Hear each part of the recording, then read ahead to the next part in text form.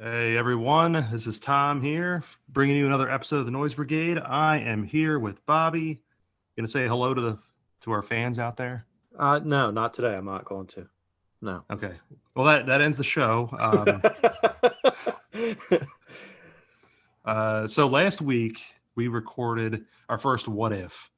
We were trying to I guess spin on the What If comic book series that Marvel has out there, and kind of do our own What If. And wow, we need to follow that one up today. Oh yeah. Some big breaking news, and we're gonna kind of break that apart. So to kind of catch everyone up to speed, for those of you that listened to us last week, we did a what if the WWE was sold. We kind of attacked that from different angles, didn't we? Yeah, we did. There was multiple different angles to attack it from, and we kind of discussed everything, and gave some reasons why, some things that would change, some things that might stay the same, and some of the things that were leading us to believe that there was possibly a sale imminent. Right. So one of the big things we discussed, and this is outside of who would buy it or who would run it, was one of the things that we both kind of looked at and I would say agreed on was all the big releases. That was more so than what the typical WWE spring cleaning was. And you want to talk about some big releases Ooh. today? Ooh, I'm just going to kind of run through real quick the list that WWE themselves released as far as talent goes, and we can kind of hit on each one of these. Kind of a little side note, particularly because I know how much you really like Braun Strowman. Oh, yes, yes. I am such a huge Braun Strowman. So let's just start with him up top, Braun Strowman. I kid with you because I know that you're not his number one fan, but wow, that's a big name to go out right now. What do you think? What did you Oh, really think absolutely. about that one? So honestly, obviously, I'm not a fan of Braun Strowman at all. But you never want to see a guy lose their jobs, especially in the current market. I mean, luckily for him, the wrestling landscape has never been better for as far as different organizations being out there and having um, the money to sign a guy like him. Um, and he's going to have options, especially with things opening up. It's not like it was last year, where last Right. year, Black Wednesday in April of 2020, all these wrestlers got released, all this talent got released, and they had nowhere to go because we're in the middle of the, ongoing global bastard that is COVID. And, so it was terrible last year. Now, I mean, look, dude, he signed a deal for over $1 million a year. That was his, and he has downside guarantees and everything. So I don't, I feel bad for him for losing his job. Again, you never want to root for somebody to lose their job. But aside from the fact that he lost his job, you know, I don't feel bad for him. And especially after the comments last year where he said, "Oh, so now we're going to do the, oh, woe is me. I lost my job. Everybody pay for my stuff." Sorry, Braun. Now you're the one on the other side. Let's see how you deal with it. Yeah, and it's a shame because I know they came through here, and I say they mean the WWE, prior to COVID, running a smaller venue, and supposedly someone that I know, they saw him in public, and he was a nice, like a nice person in public. Huh. Um, Now this was probably going back to 17 or 18. Okay. So and I realized that was probably right after his, basically his initial jump from NXT. So it was in that time frame, and I realized a lot can change in a couple of years because a lot of that can get to your head. As far as any kind of the fandom, you're making, what would you say the contract was, $1 million a year? Yeah. Making that kind of money, I mean, it makes a lot of sense, that it would go to your head and possibly, and I remember those comments from last year. It's terrible. Um, I will say this: I I'm not necessarily a fan of his. I've always kind of geared my interest toward the more like athletic, like the Shawn Michaels types. Anyway, I've always been that kind of a wrestling fan. Um, as far as the ones that really pique my interest. So the bigger guys outside of like Andre the Giant just really never, it was never a fascination to me, even when I was younger. Right. The only thing that I really liked about Strowman was that he was like two things. One, he was not really a wrestler; he was a strong man, so it was like different, which was pretty easy to be seen early on. Just didn't have a lot of, he was very rough around the edges, if you will. Right. And the other thing too was that he was very athletic for someone that big, which I was respected because I always thought that was the coolest thing. And I always look at Vader, for instance. Again, bigger guy, wasn't like the biggest Vader fan until I got older, and I could really appreciate looking back at some of his work. It's like, wow, I can't believe somebody that size can move like that. Right. Right. And I've always thought that was Strowman, but the other thing too was like he was just kind of he was given everything, and I think part of his release is, and maybe it's him. I think in other parts, like a victim of bad booking. Absolutely. I mean, that's the thing. Like, again, my end all be all statement on it is, I never want to see somebody lose a job, whether I like them or not. So I do feel there is a little bit of um, sympathy for him losing his job. But the big thing is, especially with all, I mean, you can look at every single person on this list; they're talented as hell. Oh yeah, And yep, yeah. Let's get off Strowman. Let's look at the next guy, Aleister Black. yeah, and it's booking. You can look at the booking for every single one of these people, and it just blows your mind that they weren't booked better. Hell, I was excited about Aleister Black's new angle, Yeah, the yeah, new direction they were taking him. I thought it was cool. They had done so the vignettes, the promos he was cutting, everything was outstanding. It looked like they were knocking it out of the park. And all of a sudden he's off TV. He and Big E are off TV. And it's like, okay, well, all right, they're selling that they beat the crap out of each other. Nope, that wasn't yeah. it. They Yeah, just the right Vince told the writers to not write anything for him. He told creative there. I was reading an article and they said, you know what? It came to the point where Vince told the writing staff to stop writing for him, and they also said that he was told that he was cut for budgetary reasons. yeah. Which, and that's that. Again, we're our whole concept of last week's show was talking about what if they sold, and this was a big catalyst into that. Not this week's releases, obviously, but the ones prior. Thinking, wow, this is almost like a fire sale to a point. Not looking at just the wrestlers, but some off screen talent and some bigger names too. But looking more specifically at Aleister Black, and this might be an unpopular opinion. I don't know. This is just, I love the guy's look. I love his entrance. Loved his time at NXT, and he actually wrestled the first match. I remember seeing him wrestle in the WWE. He was part of that initial NXT UK tournament. It was like before NXT UK was its own brand. They had a tournament for that title. He wasn't in the tournament, but he was in a kind of like a side match, and he wrestled under his name, his previous name, Tommy End. And so it was really cool to like kind of get that like initial like, oh wow, this guy's really cool. And eventually they sign him, and he does the Aleister Black character.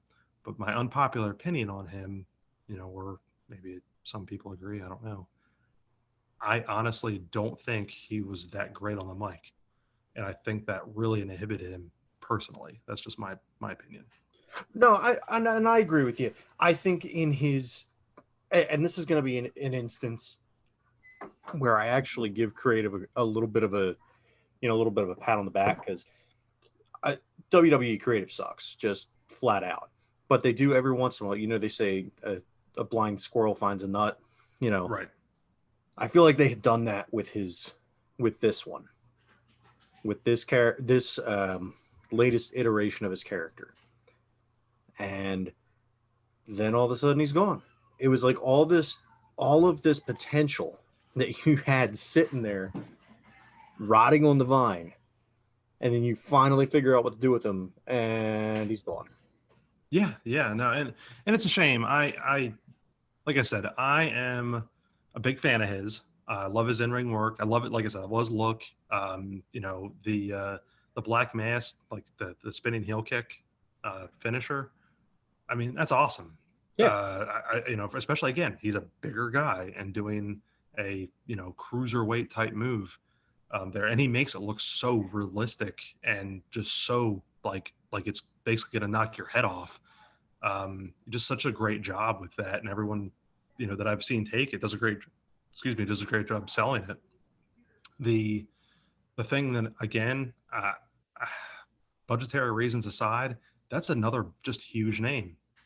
So there's two big names that are just gone. Let's move down to the next one though. Let's go to Lana. What did you think of this one? Inevitable, and not in the Thanos way, but the way that I look at it is Lana's a good hand. She, especially from what she came from, she was initially an actress, and she trained and she trained. She trained. She was never the best in-ring worker, but you know what? She was good, and she was good especially for what she came from and what she was to what she ended up as.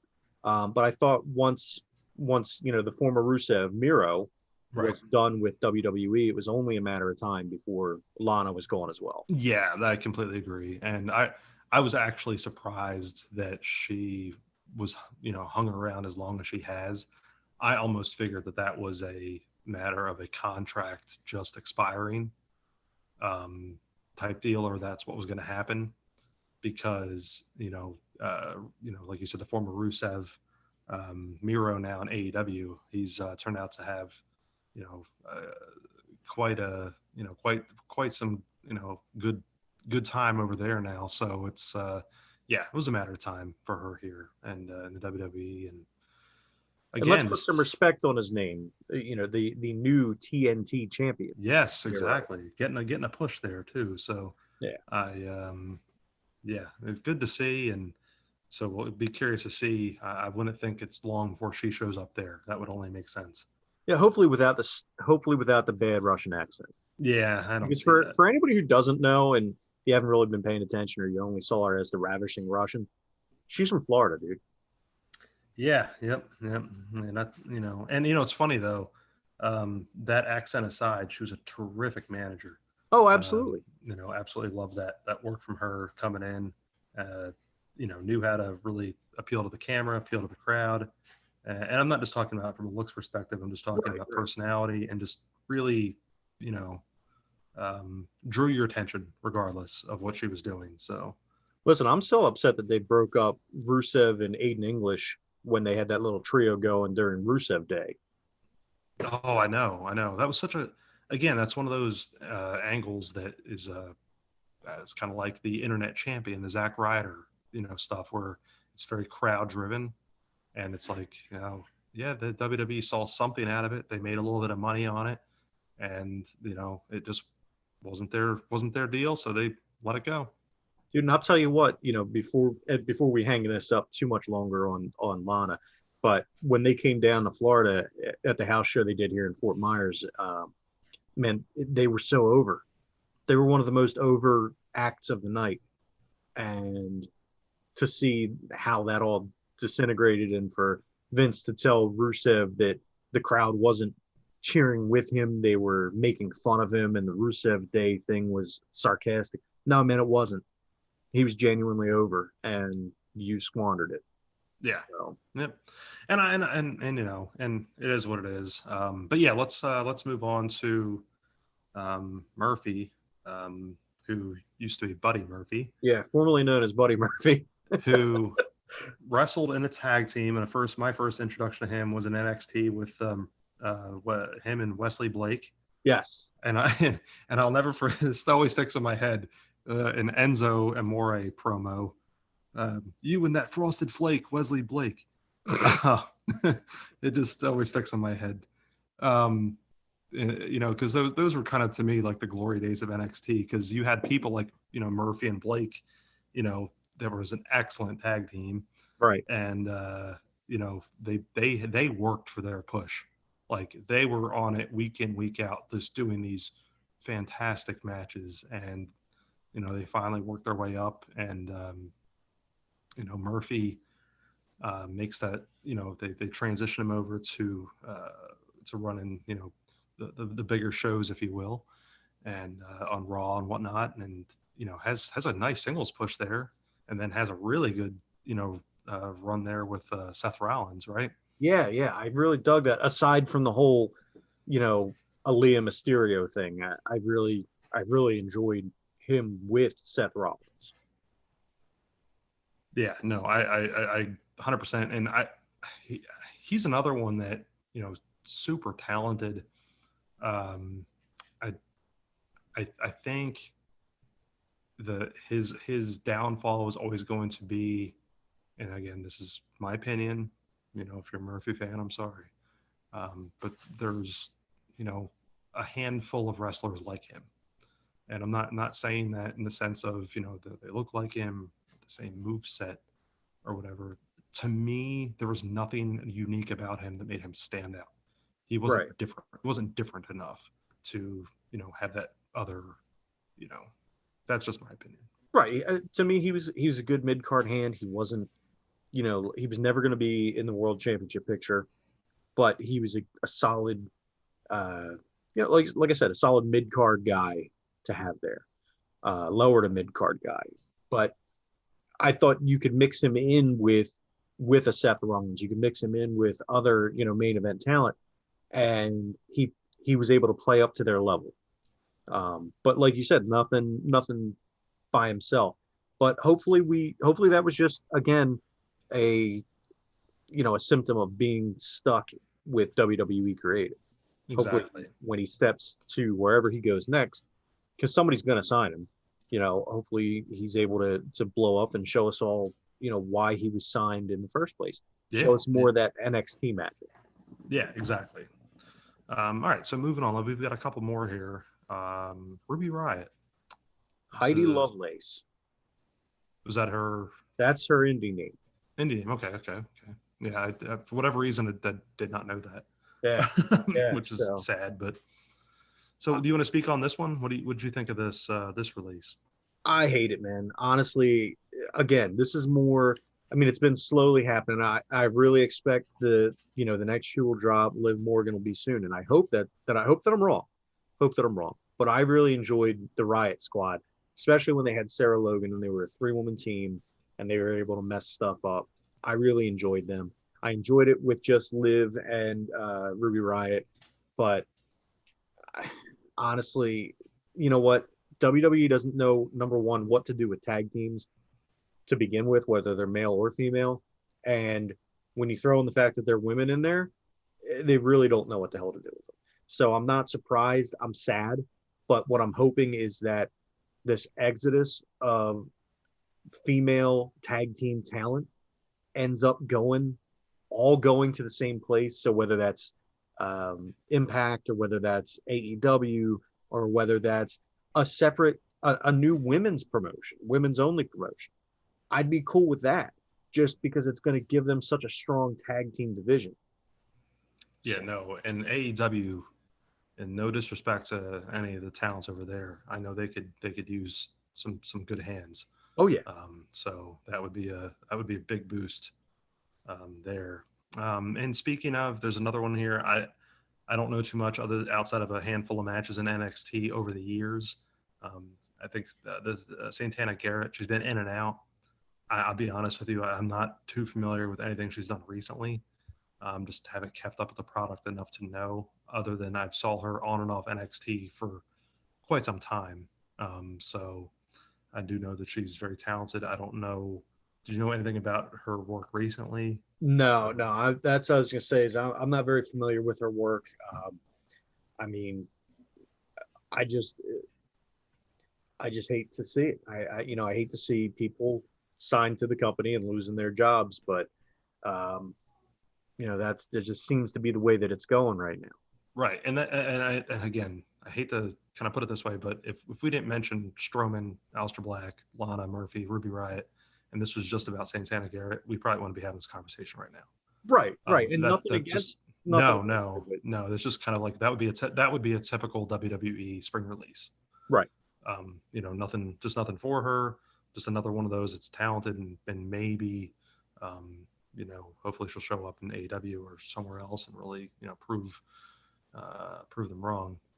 So we did last week. We did what if they sold, and I'm really in that mindset of, hey, wow, look at this today, especially with the big names, thrown out there today, prepping for a sale. That's it. But you might have a different thought on this. What do you think? So I was reading an article on WrestlingHeadlines.com, the former Lords of Pain.net. And I love somebody LOP. somebody brought up a good point, and I can't remember the guy's name, and I kind of want to go see if I can find it. But without spending too much time trying to get you the person's name, they were saying that this could, all of this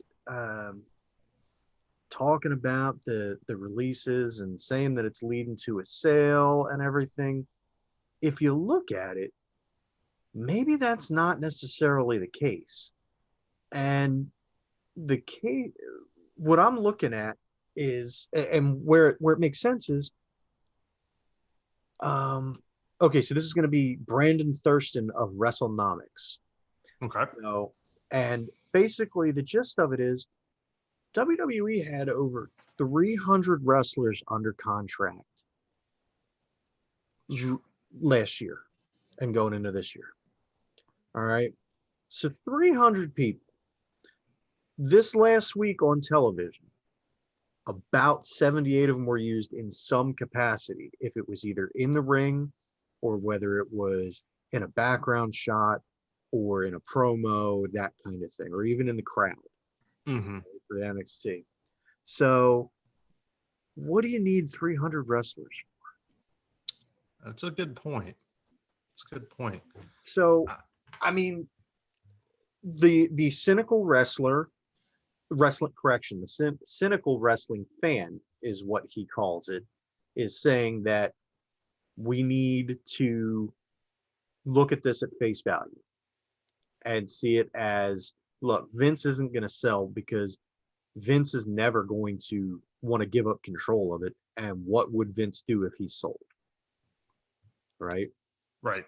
So the other thing is, he said, when WWE was initially signing all of these people, it was not only a way to bolster their roster, but it was also a way for them to kind of step in the way of AEW or New Japan or Ring of Honor stepping in and signing them.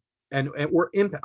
Hey, you know what? At this point, and I'm not going to discount Impact because they're having the crossover with AEW and it's doing good things for them. So, or NWA Power, So you've got all these other organizations that you were trying to kind of freeze out, and that didn't work out for you. So now you've got new leadership in place, and with new leadership comes new ideas on how things should be run, because they have hired a whole lot of new behind the scenes people. Yeah, it's interesting. So, all right, you actually mentioned New Japan. Did you see the article within the last week or so? Yes. About the potential partnership there. Yes. That was an indicator that I thought, well, if there's really working on something there, and I think Meltzer was the one that reported it, which he's pretty credible in the wrestling world. If that's a really partnership they're looking at, then yeah, maybe they really aren't going to try selling it. So that's interesting. I kind of thought that. The other thing, and one of the big things we hit last week, we looked at the business side of it more than anything else. We talked about potential buyers. I look at the stock price right now, and it's at about $56 a share, which is up $10 a share since February of this year, so just 4 months ago. Cutting a lot of talent, but not losing a lot of stock price here. Right. So, it's interesting. I still, part of me thinks that we were on to something last week, and again, we were really just kind of spitballing, if you will. But I think part of this still maybe prepping for a sale at some point. I think we see something here within the next 6 months. whether that's a true sale or, Vince, relinquishing his, maybe he's no longer CEO type deal. Something happens because I really think there's two big things to me that really stick out. We talked about this last week. One was the transition of the network to Peacock, and two, the mass release of off-screen or main backstage talent. Just because, like you said, they're kind of like tightening it up a little bit, eliminating some of the redundancy. I think that kind of preps it a little bit. But the one thing, and I kind of sidebar here, one thing I didn't realize, were you aware that the network to Peacock thing was only in the US? You know what? Now that you mention it, I do remember hearing that, but I didn't know how it played out anywhere else. I remember hearing that as like an aside and just kind of socking it away, but not really processing it. Yeah, so as much as I use that as a catalyst into thinking that they're still going to try to sell it in the next several months, whatever, I thought about that and I was like, we're just one country, even though this is where like their home is. There's a huge worldwide base out there for the WWE, Right. and it's not like the network went away. Yeah, yeah. Not for them. Now I got to correct you though, as you said, it's a worldwide company. You need to use the right nomenclature. It is the WWE Universe, Tom. That's right. That's right. Yeah, that's right. So when are we gonna have our first Mars champion? Listen, I keep waiting for some stupid crap like that to be like, oh, it's the Hell in a Cell on Mars. Hey, look, it's there's red lights that Bray Wyatt used to use when he was the Fiend. No, everything, we're on Mars now. That's why it's red. And then they have like the little, like somebody drive a little remote control Mars rover down to the ring. Don't give them any ideas. That's way too creative for WWE creative. Trust me. So, all right. So I think we kind of put this one down, and this is something we can revisit too. Obviously, if a sale ends up ever going through, Yeah. Then hey, we were onto it. But if not just us either, because I mean, you pointed it out to me. You sent me a little screenshot of the Blue Meanie posting it on Facebook, and he's far from the only wrestler to post that. So yeah, yep. CM Punk did. CM Punk also called WWE a shit company, but I don't necessarily disagree with him. But Joel Gertner, the quintessential stud muffin, he also mentioned it. Said if this isn't cleaning up for a sale, what is it? Yeah, and actually the thing I sent you, I noticed it off of Conrad Thompson's Twitter, who does podcasts with pretty much every wrestling personality on the planet. Not really sure how he holds down a regular job these days, but he does podcasts with Arn, and Jeff Jarrett, and Tony Schiavone, and Eric Bischoff, and his most famous one with Bruce Pritchard. How Bruce Pritchard still does a podcast to these days is remarkable. Oh God, yeah. I don't even want to get started on that. So, but anyway, let's put the WWE thing to rest. There are a couple other things though that we did discuss that kind of came back in the news. And before we get into we'll have to close out this episode with a 2K5 update. But before we get there, we did an episode several months ago about our top 10 sports games. And one of the games that we talked about was NCAA football. Sure enough, it was around that same time that EA Sports announced something. Yeah. And what did they announce? They're going to be bringing NCAA football back. I'd like to think that we had something to do with that all 20 of you who listened to the first half of that podcast, or was it, did we mention the first half or the second half? Because like the first half had like 20 listeners. Second half, I think, had like 15. So somewhere along the line, I think it was the first half because it was one of the first games that we talked about. Okay, so one of the 20 people who listened went on to EA and was like, "Yo, listen, these guys are smart. You gotta do this," and they did it. Clearly, that's obviously the way that things happen, and you can't convince me otherwise. No, exactly. I mean, hey, it's not a game for what, like a decade, Right. and all of a sudden they're talking about it after we talked about it. I don't know. That's not Oh coincidence, friends. no. But another game that we talked about. So we did another episode in like obscure gaming. Um, what not too long ago. Right. You had mentioned a game, Time Splitters, and what was recently announced about a possibility there. Oh, would it be that they're remaking the studio so that they can remake time or make a new Time Splitters? Yeah, that's exactly what happened. I So, mean, as far as I'm concerned, Tom, we're all right. So here's what's going to happen next. Now, Tom, you're going to find a whole bunch of money, and I'm going to find a whole bunch of money, or win the lottery, or one of us is going to win the lottery, and yeah, and that's what's going to happen next, probably, if I had to guess. oh man, yeah, I need all I can get right now. So yeah, just maybe it'll start raining dollar bills. Yeah, I mean, hey, listen, but we got to be careful. This could be like that monkey's paw thing, you know. It says like, oh, it's raining dollar bills. Yeah, well, a tornado just hit the bank that everything you had was kept in, and now everyone has your dollar bills. Oh, dude, no, my luck, I would rear end a Brinks truck.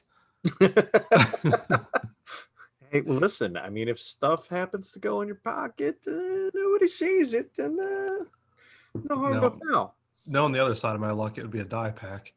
Oh, well, yeah, that wouldn't be fun. I hear those burn and are very hard to scrub off. I definitely do not know any of that from personal experience. But those are two of the funny things that we had talked about. It was kind of like I jest because it's like, yeah, we obviously don't have this huge fan base, but all of a sudden it's like we talk about something, and it's stuff that like hasn't been around for years.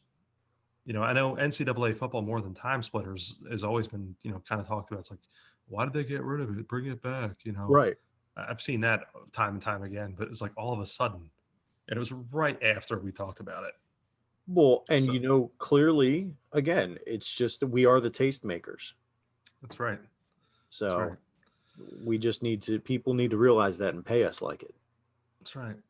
So Um, so speaking of things like that, though, E3's coming up, and have you heard the scuttlebutt regarding the Nintendo announcement that's going to be made? ooh, yeah. So I completely forgot. I wanted to, yeah, no, it's funny. I wanted to put this down as a note, actually. It's funny you say this. Something about a Switch Pro? Yeah. So I believe we talked not too long ago, maybe on the Obscure Gaming podcast. I don't remember which episode it was, but I know we talked about them discontinuing the system on a chip that the base Switch is currently made on, which led to some discussion over, well, all right, if they're not doing that anymore, they're clearly not going to go with the Switch Lite as their primary system going forward. So Right. what are they going to do? And it turns out what they're going to do is release a Switch Pro with a 7-inch Samsung screen. It's going to be able to do 1080p in handheld mode, and it's going to be capable of 4K when docked. It's going to have its own new dock, whether that dock is going to have any kind of like GPU assistance or anything like that in it. I don't know. I know that the dock size is a little bit different. It's going to be a little bit thicker. Mm-hmm. And I believe it's going to have an Ethernet port and better, a higher grade USB port. Not, it's going to still have the USB-C, but I forget what. Yeah, are they? Because I wondered that. Are they've got to be USB 3.0s in I'm the, assuming. and they're probably maybe because what 3.1. I'm not sure what the. Uh, I know there's a very slight difference because there's like Yeah. generation 2 3.1, and it's basically just a speed difference is all it Right. is. And I'm sure there's some kind of like compatibility or connectivity things, but USB generally outside of USB-C, because obviously that's been so prone for pretty much every device now made as uses it for charging. But the other typical USB um, that that we're all accustomed to generally just has to do with a speed thing. So Right. that might be it. So that's that portion of it. The other nice thing is it is going to still obviously work with all your old Switch games that you have now. It'll be compatible with the Joy Cons. What I'm hoping for is that we've got an upgraded joystick in the Joy Con so that it doesn't keep on having Joy-Con drift, but we'll see about that. That would be nice. Yeah, Maybe even we a little talked bit about that different. before. So Yeah, maybe even a little different form factor to the Joy-Con. I don't know. That's just speculation on my part. I can't imagine they'll change it too much if they do change it at all, just based on it being Nintendo. Um, but definitely a smaller bezel around the screen has been um, called out, and it's actually been listed on Amazon and pulled down. yeah, so So there's some, yeah, there's definitely some where there's smoke, there's fire. So there's some credibility to what it's going to have. The um, the one thing that I don't know. I still, we talked about this before with the Switch, was that the hardware initially when it was released was basically outdated then.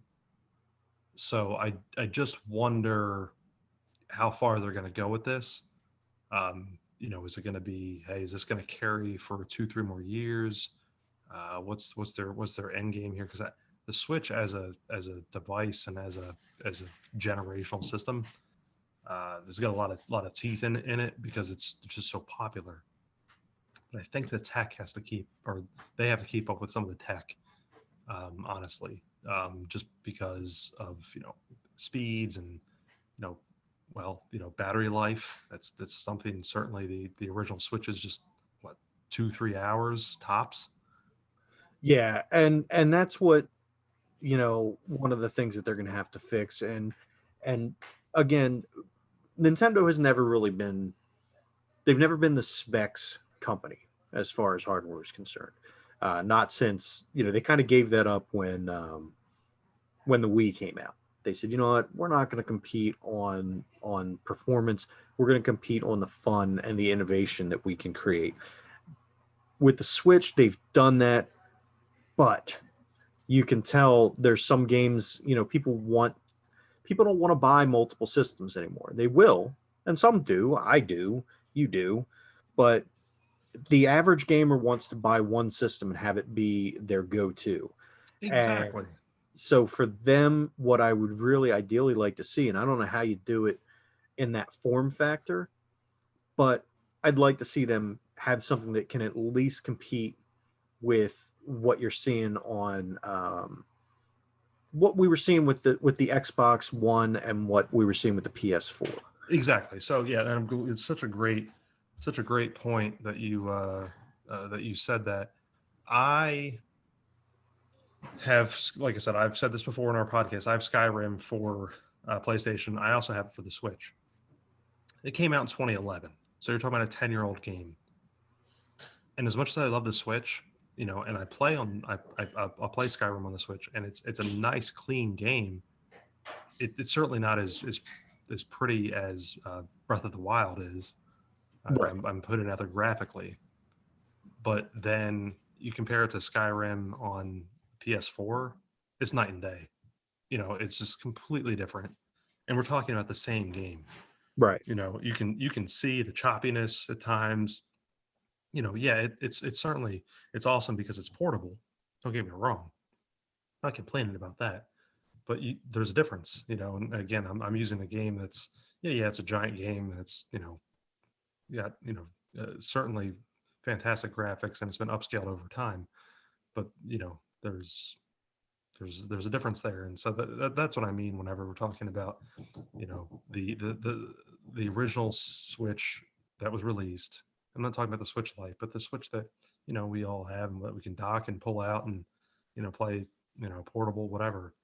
Low battery life, graphics, just, that's not obviously what you said, Dan. That's not what they were shooting for, but just not quite up to snuff. Not what I'd like to see. I'm exactly with you on that. I want to see something more comparable to the last generation Xbox or PS4. Right. So now sticking with the Nintendo route here for a couple more minutes. First of all, just in case you haven't seen, Their E3 Nintendo Direct will be on June 15th at noon. So you can check that out. It's going to be a 40-minute video supposedly to dig in on some stuff, some new titles and whatnot. And then there's going to be a Treehouse Live afterwards that's going to have, I think, like 3 hours or something like that of content. So there's going to be a lot of information coming out on June 15th. The other thing that the rumors are, and I don't know how true this is, we'll have to see. But the rumors are that they're going to announce the Switch Pro prior to that, prior to the start of E3, so that everybody that's developing games for it can show their games at E3. And people won't be like, well, what system is this coming out for? Because they'll know, obviously it should be that kind of leaps and bounds above what's out now, that what they're going to be showing, you'll know couldn't be run on the current Switch hardware. Yeah, no, and it actually gives me a good idea. I say we here in a couple weeks after E3 happens, we'll have to talk about that. I think that'd be a good episode. Absolutely. So then the other Nintendo news, before I sound like I'm a Nintendo rep, did you happen to see, and this goes back to another episode we did, did you happen to see that they have officially jumped in the esports realm specifically for high schools? I did, and looked at Smash Brothers, right? Smash Brothers and Splatoon 2. Yes, yeah, I did.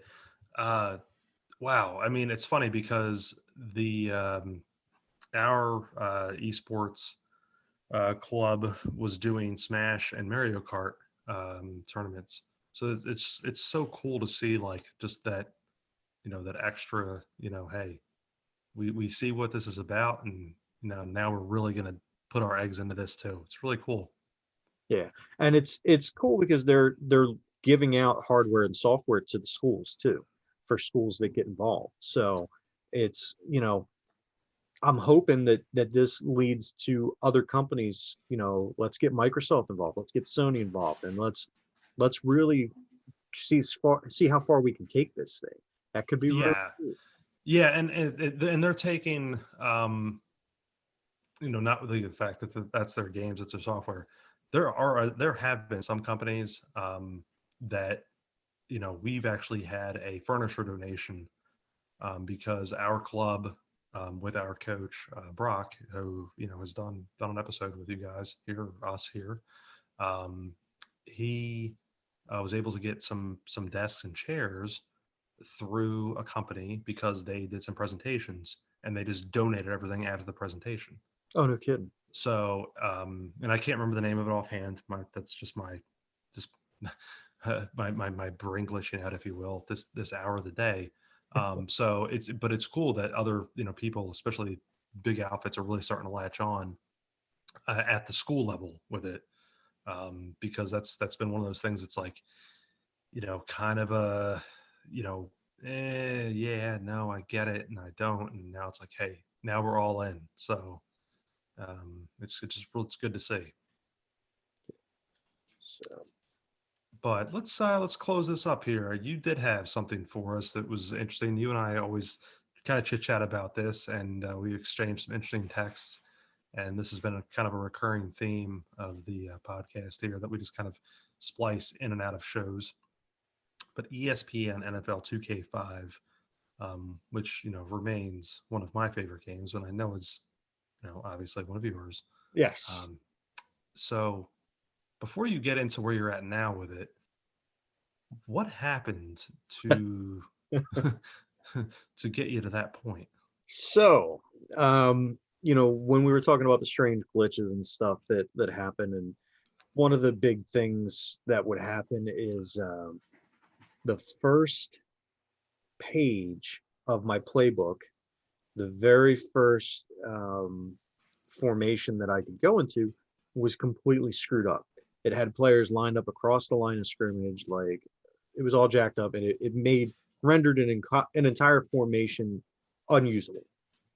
So what would happen is I got to the point, and I believe I was in the 2010 season, 2010 or maybe 2011, and I'd gone through the preseason.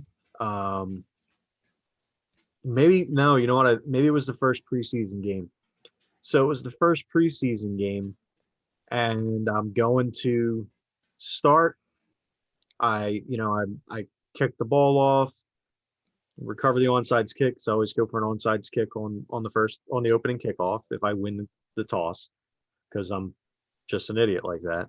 Um, and then I get to the offensive screen so I can pick a play, and the game freezes. I'm like, huh, okay, well, I mean, it's been a little glitchy here and there, and I've had the game freeze multiple times at multiple different points. Let me restart it. Well, we do this, or I do this 10 times. Every time freezes at the same point. So you broke it. I broke it. I broke the game. It's not Now, because I got a high score. It broke. so you hit the what do they call it? The kill screen on Donkey Kong, kind of like that. Essentially, yeah. Essentially, I hit the kill screen. That was the first thing that came to mind whenever you texted me that. I was like, yeah, it's kind of like the kill screen at Donkey Kong. Yeah. But I actually had another question for you on that. Do you think it was the game itself? You know, hey, you literally hit, like, you maxed out everything you could do with it, or it was just, you know, hey, for whatever reason, you drafted your team XYZ this way, and you know there was something there that just held it up after a while. So honestly, I think what it was is I screwed around with my roster a little bit too much, probably. So what I did is during one of the games, I noticed that I was losing like starters and important players on special teams. And so after I lost Brian Dawkins on a kickoff return, I said, "Screw this," and I the went into the substitution screen where you can pick who's at what position on each play. Mm-hmm. And I started just being a jackass with it. And I started putting linemen, and I put the punter out there on kickoffs. Like, the punter was not to kick off. The punter was out there to be on, the kickoff team and try and make the tackle. And apparently the game hated that. Yeah. And so what it started doing from then on was every time I'd start the game, I would have to remember to move the kicker back to the kicking position, because what it would do is it would put the punter as my kicker, but not just on kickoffs. It would do it for field goals and extra point tries too. So, and that's what, it's funny. That's why I asked that question. I just wondered that it's like, hey, did you find like the secret formula to break it? And I only ask this because this reminds me, and I'm pretty certain I mentioned this before on one of our shows here. It'd be the Obscure Gaming show. But in one of the games that I had mentioned on that episode, Heroes of Might and Magic 2, I had mentioned that I always play as a necromancer, and I realized this has nothing to do with football. Does it? Well, Mutant League, no, whatever. Yeah. But anyway, but in that game, when you build your army of skeletons, you put them in sets, and if you hit a certain number over 31,000, it automatically crashes the game. Huh. But only at 31,000. That's it. Once you hit that number, you're done. So you can break them up 30,000, 30,000, 30,000, 30,000, whatever. But as soon as you hit 31, I forget what the number is, like 31,258 or something, it crashes the game every time. So that's what I wondered. It's like, what did you do to do that? That's why I asked. It could be that. It also could be the fact that, I was playing it for a while. I was making ridiculous amounts of trades. I was making ridiculous amounts of like roster moves, because I don't know how much you've played that game as far as into franchise modes, but like the other teams will make some stupid ass decisions. Like I ended up getting at one point this season that I'm playing now, because I had to restart. I did a redraft. I did everything all over again. But at one point I was able to pick up Travis Henry, Ontario Smith, and Kelly Washington, because they got cut from their teams because they were hurt during training camp. So the first week of the season, they were sitting on the free agent wire, and I scooped them up. And I just waited until they became healthy. Oh, and Greg Spires, defensive end, too. They were all just cut from their teams. And I was able to sign them. They're all like middle to upper echelon players in that game. And they were better than some of the players I drafted. So I was able to scoop them up. And I don't know if it was just because I screw around with everything because I treat it like fantasy football, and I'm constantly tweaking my team until I get it just the way I want it. But I'm always scouring the free agent wire to see if they made any stupid cuts.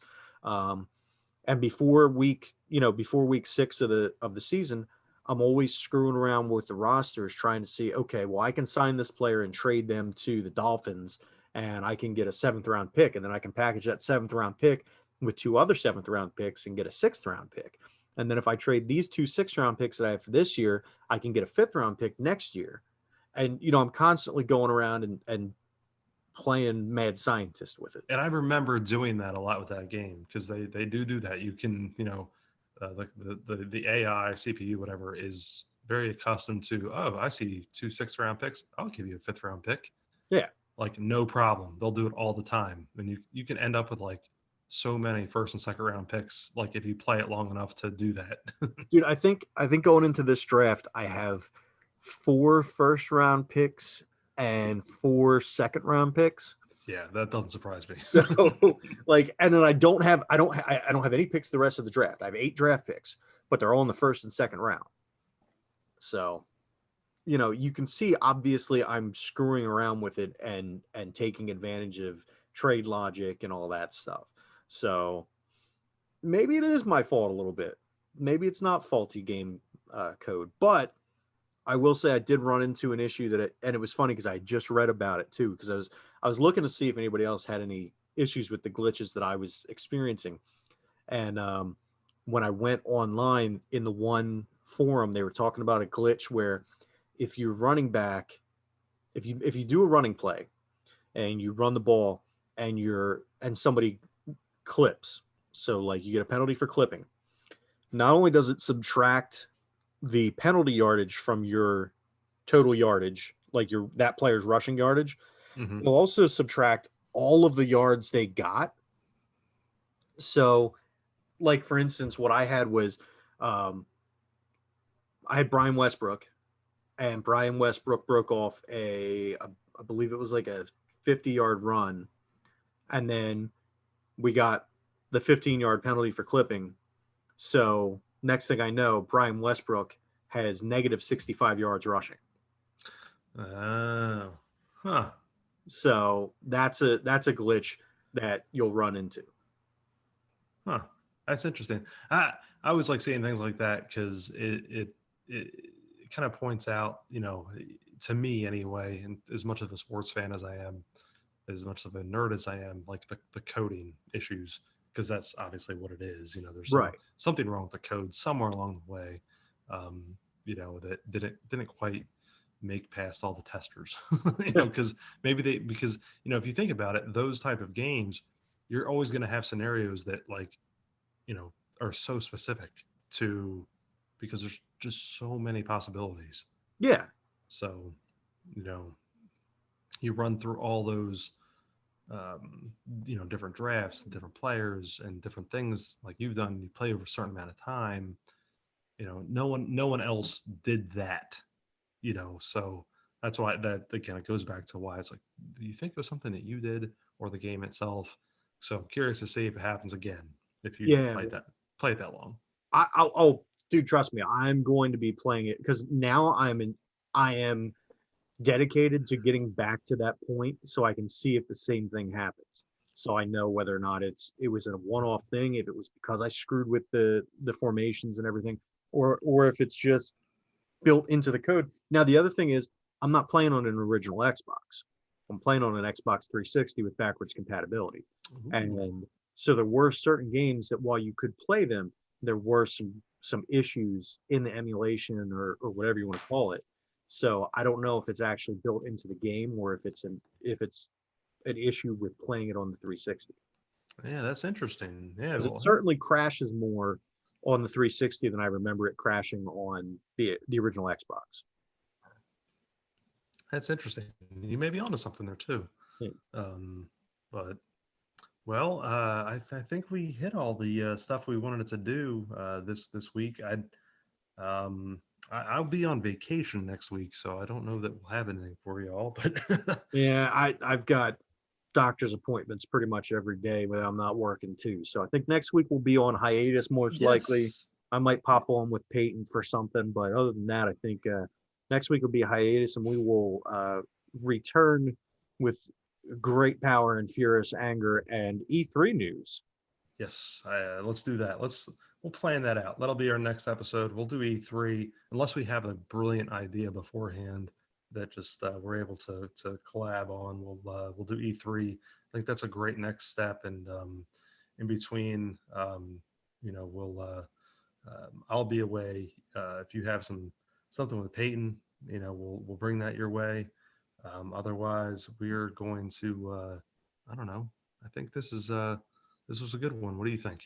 I agree. I think this is a good, if this is a good a stopping point for now for while we take a little break for a couple weeks. I think this is a good stopping point. I think we'll come back better than ever, Yes, sir. I agree. or just as bad as we were before, but just a couple weeks older. Yeah. I don't know. 4 out of 10. Yeah, 4 out of 10. 4 out of 10. That's about right. Hey, maybe by then Vince will have sold. Hey, or maybe by then we'll have found our big sacks of money. Dude, if he announces at E3 that he's selling, no, I'm just kidding. Somebody should pay us, God damn it. All right. We are the Noise Brigade. We are Nostradamus. That's right, Nostradamus. Yeah. And I only say that. I like that. Hashtag Nostradamus, Time Splitters, NCAA football. Will the WWE sold? Maybe. You'll find out. We'll have to see. Take care, everyone. Thanks for listening.